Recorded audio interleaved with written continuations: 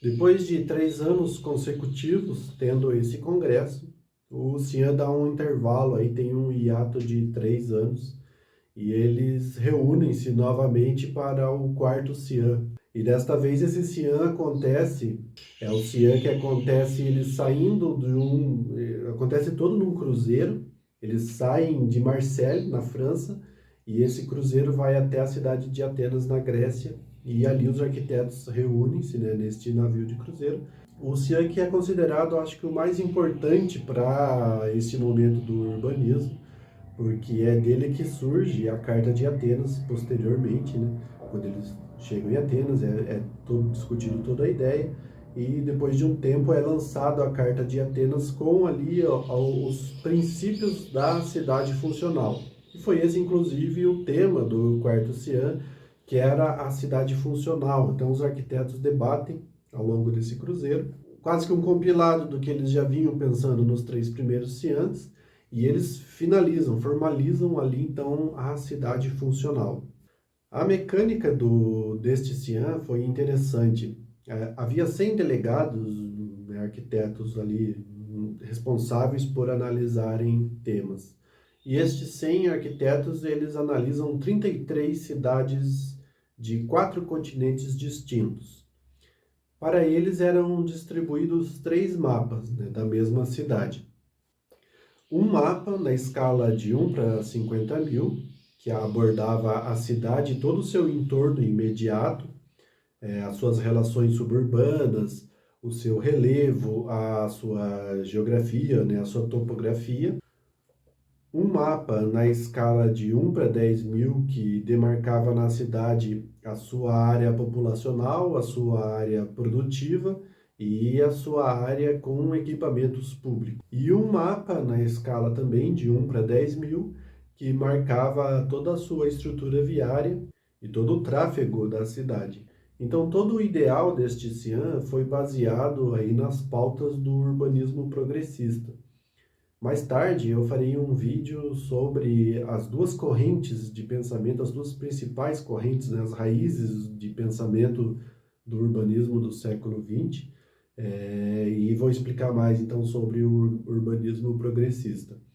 E esse conteúdo todo do CIAN, como eu disse, ele foi compilado num documento chamado A Carta de Atenas, publicado estranhamente quase 10 anos depois do ocorrido, né, do evento ocorrido, que foi com a chegada do Congresso em Atenas. E resumidamente, ao final do Congresso, os arquitetos chegam a 5 aspectos, 5 princípios fundamentais da cidade, que foram sobre quais eles analisaram todas essas 33 cidades. Os 3 já eram conhecidos lá desde a primeira do primeiro Cian, né, que é a habitação, o trabalho e a recreação ou o lazer.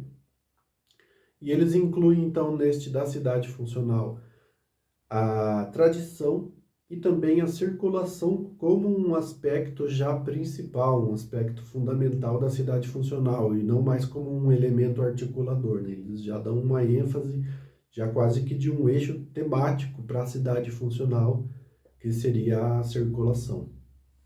E então eles definem que a cidade, uma cidade moderna, a cidade funcional, ela deve ser observada num contexto regional e suas ligações com o seu entorno imediato e tudo que faz, né, dela uma cidade né, eles entendiam estar ali pulsando e precisando ali de planejamento e de organização.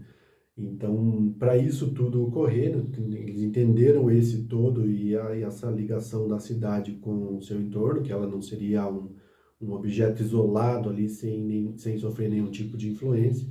Então, para fortalecer esse todo e essa ideia de enxergar ali o macro, eles dão a ênfase de focar na ocupação do solo e no zoneamento urbano, a fim de obter aí isso que eles queriam da cidade, né? Então, eles olhavam a cidade a partir do macro e suas relações com o entorno imediato, e eles iam então fechando, digamos, o zoom nas áreas.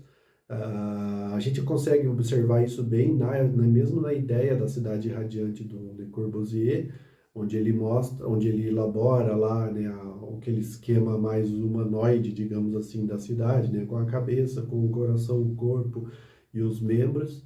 E a partir do momento que vai se dando o zoom, vai chegando na unidade mínima de habitação, né, que seria ali a superquadra, daí o sistema viário, como se fosse a, as veias condutoras do sangue, né, do fluxo da vida entre, né, a cidade, entre o corpo da cidade.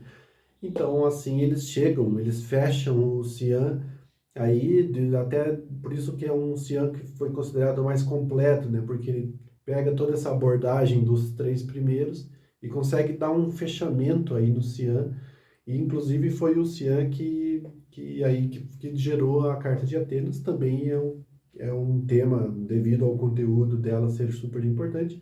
Eu quero fazer um vídeo especificamente sobre a Carta de Atenas no futuro. Então, a princípio, só para fechar o Xi'an, o pensamento resumido deles foi esse. Este é um corte do canal Café Cidade. Se este assunto te interessa, o link completo do vídeo está na descrição. E não esqueça de se inscrever no canal e deixar o like neste vídeo. Obrigado!